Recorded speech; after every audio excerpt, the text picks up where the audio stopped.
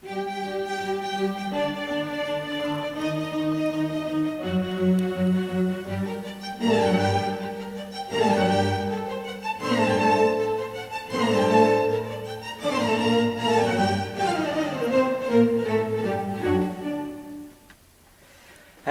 howdy, howdy, folks.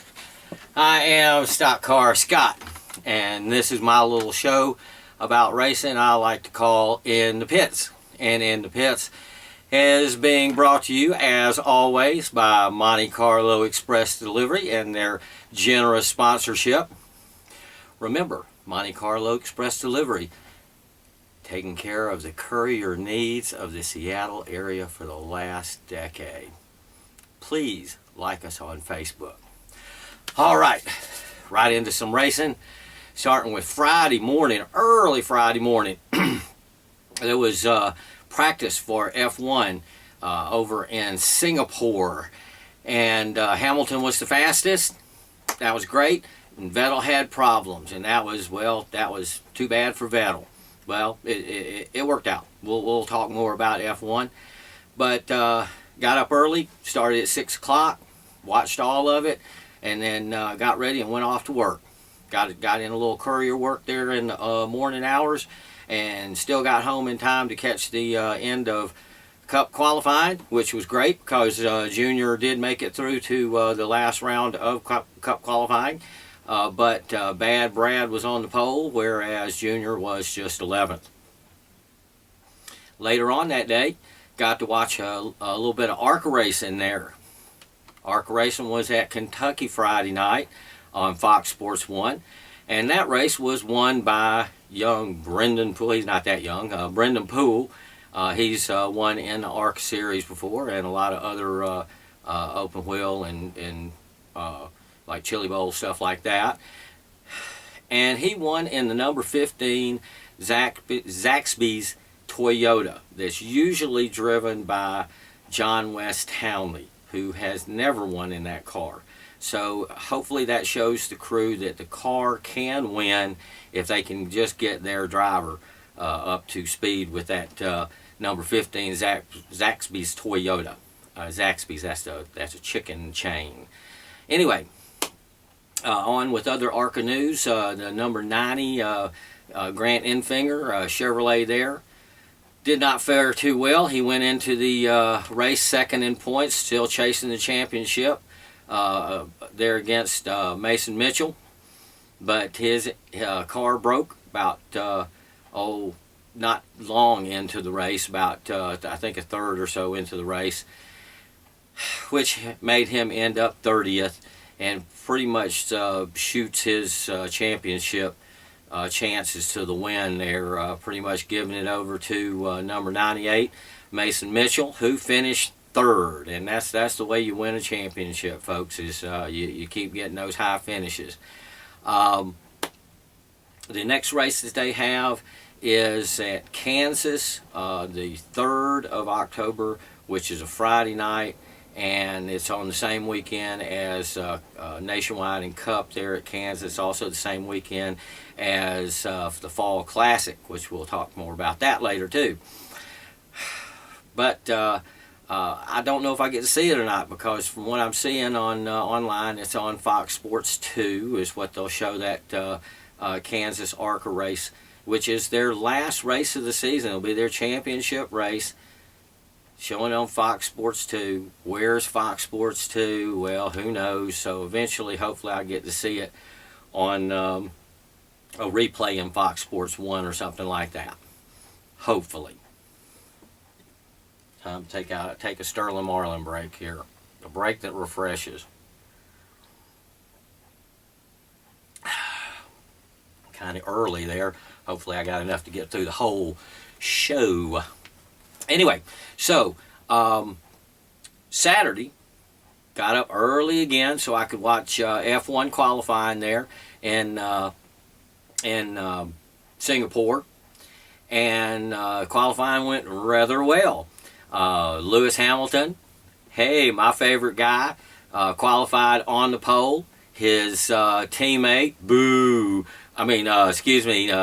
Rosberg, qualified second, but we'll talk more about that. And Daniel Ricciardo from Australia, he qualified third. His teammate qualified fourth. That's Daniel Vettel. Must have got his car fixed.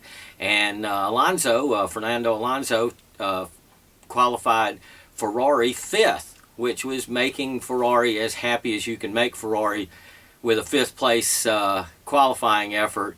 But it's a lot better than they've been doing lately. So Ferrari's coming back, but just not to Ferrari standards. Okay, so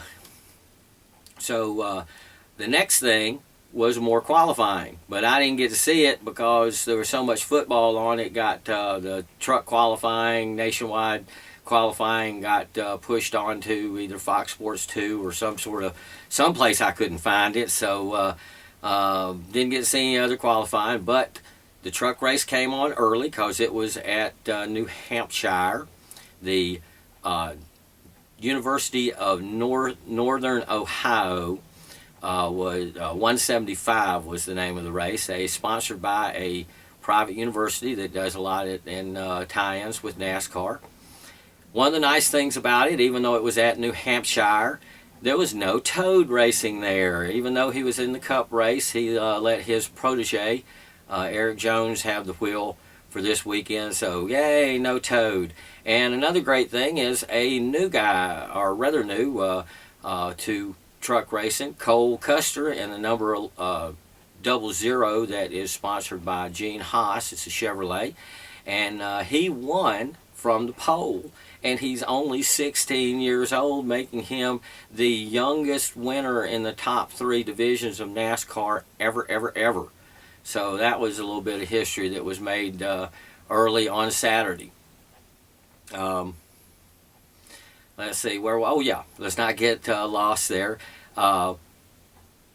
He won from the pole, starting second in the truck race. Was a name you might have heard of, the winner of last year's Fall Classic and the winner of this summer's Summer Showdown at Evergreen, Cameron Haley, and he did rather well. And I don't know if it's his first truck start, but I know it's a first, second, third. He hadn't had too many truck starts, but he started on the outside and finished sixth, which is great for Cameron Haley there from Canada.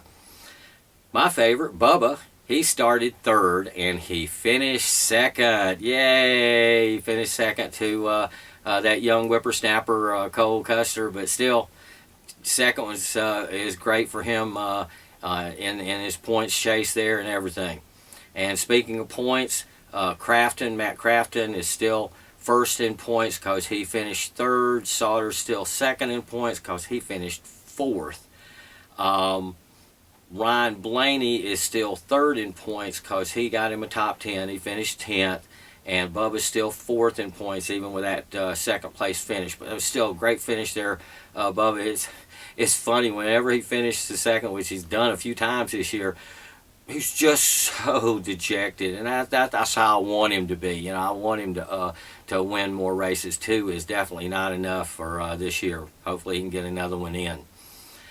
Okay. Their next race is Saturday night at Las Vegas, at not the Bull Ring, but the regular Las Vegas track, I do believe, is where they're going to be Saturday night. Of course, I won't be watching it live. I'll be elsewhere Saturday night. This past Saturday night was nationwide. They had a 300-mile, 200-lap race at Kentucky, and yay, again, there were no Cup drivers to mess things up. All guys that were there were getting points, most all of them, and it was a chance for the nationwide-only drivers to shine. Of course, there were a couple of substitute drivers like Sam Hornish Jr., drove the Toad Mobile for the Toad, number 54 Monster Mobile there. And Michael McDowell had one of his dreams come true when he got a chance to drive the Penske number 22. He said he's always wanted to drive for Roger Penske, so this was his chance. Maybe driving in a Ford there, he's doing kind of a audition for that ride in the King's car, because he has some Cup experience, so maybe he might go that direction. The pole was won by Ty Dillon in the number 3 Camaro, and he led a bunch of laps. He led the most laps of the race, but he had a hard battle with that number 1 in points guy, Awesome Bill from Dawsonville's son, Chase Elliott. Just kept at him and basically made him run his tires off and cost him the race, and ended up during the last restart getting passed by his 2 teammates there, number 2 Brian Scott and number 62 Brendan Gaughan, also running for Richard Childress Racing. Before the restart, they had gone in, and I do believe they took 4 tires, and Chase Elliott and Ty Dillon, trying to keep their track position, only took 2, and of course 4 tires, 1 out over the 2. It wasn't Brian Scott that won his first race, though. It was Brendan Gaughan who won his first oval race, so he was real happy about that. And one of the odd things about it is he's usually sponsored by South Point Casino, but there was a different sponsor on it this week, and maybe he'll get another chance to put one down for South Point. So the points basically haven't changed at the top there for Nationwide. Chase Elliott still first, Regan Smith is still second, Ty Dillon is third. Then there's been a change in places there. Brian Scott, no relation to StockCar Scott, has now gone from 5th to 4th, and dropping back from 4th to 5th is Elliott Sadler. Next weekend, they are also at Dover. Cup and Nationwide is at Dover, and that will be early Saturday, so watch for that. Okay. Also on Saturday, as I do when I don't go to the races, I watch a little fan choice TV. I first turned it on to Evergreen to see what was shaking out there, and they were having figure eights and legends and stuff like that.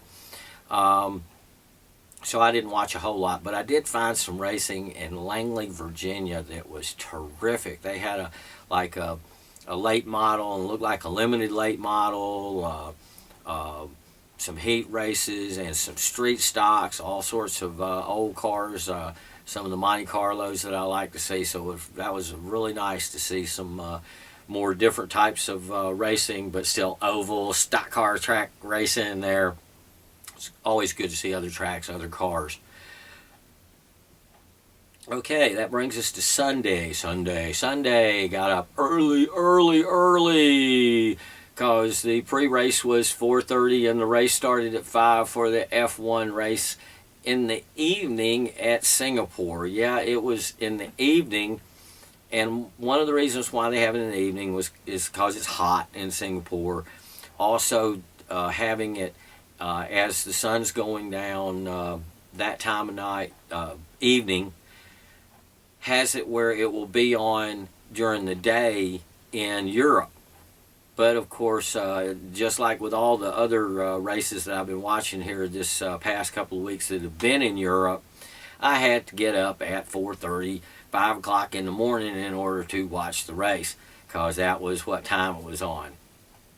But it was great, because Hamilton won from the pole. It was great, and the best thing is early before the race even got started, Rosberg sitting out there in second place on the grid. No, he had problems. He couldn't get his car started, so he had to start from pit lane. Yeah, he had to start from pit lane. When he finally did get his car going, it broke down, had an electronical problem there 13 laps in. Now, of course, he being teammates with Hamilton, it always makes it worrisome because they try to build the cars the same, but still. Rosberg had problems. Lap 13, had to retire, didn't get any points. Finished out of the points. So the race went on without him. Vettel who had problems during practice, had a pretty good start, and he was able to finish second. And his teammate, Ricardo, joined him up there on the podium, finishing third. And it was really nice to see Lewis. They had to use some strategy because in Formula One you have to change tires from a good tire to a not so good tire. And so Hamilton's team, they left him out for a long time until he was able to get enough time out there to use that time in the pits to put on the other tires. Everybody else had already put on those other tires, and they had started going off. When Hamilton came out, he came out behind first place and was able to pass him handily because he had fresher tires on. It was a great pit strategy, great tire strategy, I should say, and it was great. So Hamilton now leads Rosberg by 3 points going into Japan in a couple of weeks. Alonso I'll mention again because he finished fourth, and Ferrari is trying to dig itself out of a hole, and Alonso's their man, and I'm hoping to see better things out of him before the end of the season. Japan, as I mentioned, is in a couple of weeks. It's going to be run on Japan time, so even though the race is scheduled for October the 5th, here it will run October the 4th, Saturday night at like 10:30, 11 o'clock because of the time differentiation and all that sort of stuff. So you might be able to catch it after you come home from the Fall Classic or something late on Saturday night on the 4th. Okay, that brings us to a little bit later on Sunday, the Cup race, the second chase race there at Loudon, New Hampshire. As y'all know, not one of my favorite tracks, but still that was where they raced, and not one of my favorite drivers. Number 22, the old Joker Logano, won for Roger Penske there, and it puts both of the Penske cars on into the next round because Bad Brad won the race last week, so they both punched their tickets into the next round of the chase. Junior finished 9th, I guess because that was good enough. If you saw last week's race when he finished 11th, he said as long as you finish in the top 12, that's good enough. So I guess that's how they're racing these first couple of weeks, is they just racing good enough. You better get with it, Junior. That's not the way to win a championship. Wonder Kid was wonderful. Kyle Larson ran great during the race and finished second, highest of the non-chase racers there. He's only going to do greater things in the future. Get used to hearing the name Kyle Larson. Happy Harvick finished third. I don't think he was real happy with third. He was complaining a lot after the race, like, anyway, he's my second favorite driver, but still, everybody gets their chance on the winding stump there. And his was complaining about restarts. He thought that Joey Logano was getting him a bit there on the restarts, which may have been the case, but hey, take Joey out behind the woodshed, and that way maybe restarts will start going your way. Oh, the Toad wrecked. They taped the front end of his car all back together with a bunch of black duct tape and stuff, and I guess it held pretty well because he finished 8th, which was better than Junior finished, but that was good enough. And Bad Brad spun late in the race, but he ended up finishing 7th. That's better than Junior. Of course, 9th was good enough, but it was like halfway through the race, somebody flipped a switch. There was a couple of cautions early in the race. I think they had a competition caution, check the tires, and then there was a debris caution. And then they flipped a switch. The last half of the race, there was a wreck fest. They were wrecking all over the place. And I tell you, it really made things shake up there in the points. A couple of guys have fallen down into the red zone. Even though Eric Almirola finished 6th, he's still got, you know, a chance to stay in the race. He's still last. He's still a lot closer than he was. I think it was like 23 points out. Now he's 10 points out of getting into the next level.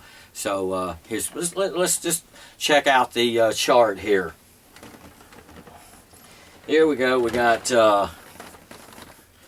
Amarola still down here at the bottom because even though he had a pretty good finish, not good enough to move him up past Kurt Busch. Kurt Busch had a lousy day. He had a bunch of mistakes. It's like he's stumbling over his own feet, just trying way too hard.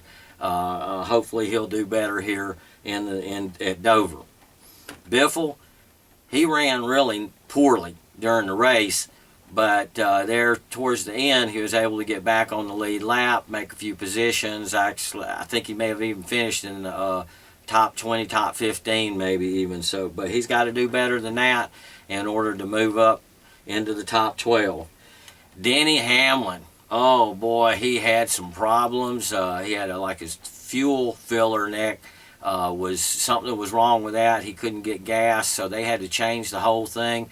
Put him 4 laps down. He got 4 laps down, trying too hard back there with the also-rans. Got into a wreck. That's what he's doing back here. That's why he's dropped down so far. These other guys just had mediocre days. Didn't hear a whole bunch out of Allmendinger, but I guess if he doesn't hit the wall, you don't hear about him. But things didn't shake up a whole bunch. Junior did drop back a little bit, and of course Joey moves up to the top there or to second place because of his win this weekend. So we'll see it change a great deal next week, though. I'll cut the whole bottom of this thing off and get rid of the guys that don't make it on through the chase. Oh, okay. Like I said, next week, Dover Challenger round is over, and they'll cut it down to 12. I didn't go, well, let me give me a drink here right fast here before I prattle on. But no, I didn't go to any local racing this weekend. You know, the traffic thing down South End, and they had racing at Wenatchee, but I don't go to Wenatchee, and it's kind of far to go. And but anyway, I did hear that Wenatchee had a wreck fest there. I think one of the things I heard was the only car that didn't have a dent was the winner, which sometimes that happens. I hadn't heard yet from South Sound. They had a championship night for their street stocks and a couple other divisions, so hopefully I'll read about that before I head down there this weekend. Yeah, next weekend, that's where I'm going to be headed, down to South Sound. All that traffic problems with construction and the fair down there, all that be out of the way, and I'll just head on down there and watch some mini stocks and hobby stocks and bumblebees, vintage mods, legends. And it's their last night of the season for racing, and the weather really looks good, so I'm hoping to see some good racing down there this weekend. As I wind things down, I do want to give a shout out to a young Yakima driver. Yes, this shout out goes to you there, TJ Benscooter. Thomas Benscooter Jr. has, I think, found him a new love. He started racing this year in the mini stock series out there in Yakima in his number 96, and he won the championship, and also Rookie of the Year for the mini stocks. But he won the mini stock championship in his first year. Way to go, TJ! I can't wait to see your race there at the Fall Classic. I'm really wanting to go, planning to go. So looking for big things. And speaking of Yakima and the Fall Classic, it's going to be big this year, folks. From what I'm hearing, from what I'm reading on Facebook and everything, it is going to really be good. It's always good, but this year they're going to have mini stocks like crazy on the first day of racing on Saturday. They're going to have well, first off, they'll have qualifying. You know, Friday they'll have practice, and everybody will get a chance to practice. Saturday they'll have qualifying 5 different divisions, and then the mini stocks are going to race. And from what I understand, there are over 60 mini stocks for this mini stock national, they're calling it. They're probably going to have a B main, probably for certain. I mean, I'm hearing all sorts of good stuff, and it looks like a lot of the South Sound guys are going to go. Some of the outlaw compact guys from Evergreen sounds like they're going to go. So it sounds like it could just be the biggest mini stock race you ever did see. And then there's 2 days of street stock racing. Yeah, somebody's putting up some big money for street stock racing this year. There's going to be 2 75-lap races, and the first 75-lap race will be on Saturday, October the 4th, the first day of the Fall Classic. Then the second day will be 450 laps. They always try to get as many laps as they can in on that Sunday. 75 laps of hobby stocks, what they call hobby stocks out there, kind of like street stocks in Evergreen. Not so much like hobby stocks in South Sound, but 75 laps of that. 100 laps of the Pro 4 late model series. That should really be good.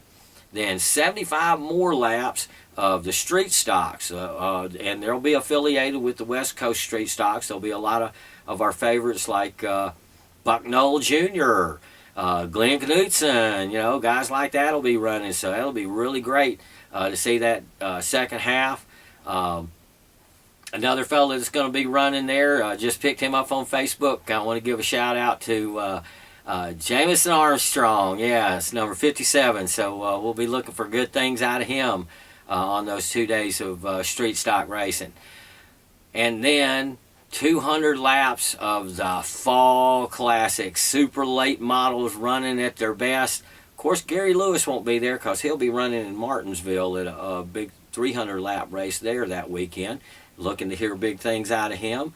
But all the other regulars, I'm sure, are going to be there to cap off the great weekend that it always is of racing out there at Yakima, which usually ends up the season for most everybody. So if you hadn't got your fill of racing yet, that's where you need to be in a couple of weekends. But this weekend, one more time around there at South Sound, because I am looking forward to seeing some mini stock racing there. Going to cheer my favorite, the Warrior, on to victory, and hope for maybe that PT Cruiser to come in there on the podium so he can get a trophy to give away. That would be interesting. Hint, hint there, Dennis? Okay. So, but until then, I just love it that you folks watch the stuff on YouTube. It's really going up. I went over 7,000 views this past week, and I appreciate all of them. A lot of people watch the show. I appreciate the core dozen that watches it every week. I don't know how you suffer through it, but I really appreciate it. So, like I say, this is racing. This is fun. And we will see you folks out at the racetrack real soon. But until then, keep it real. Keep it racing. See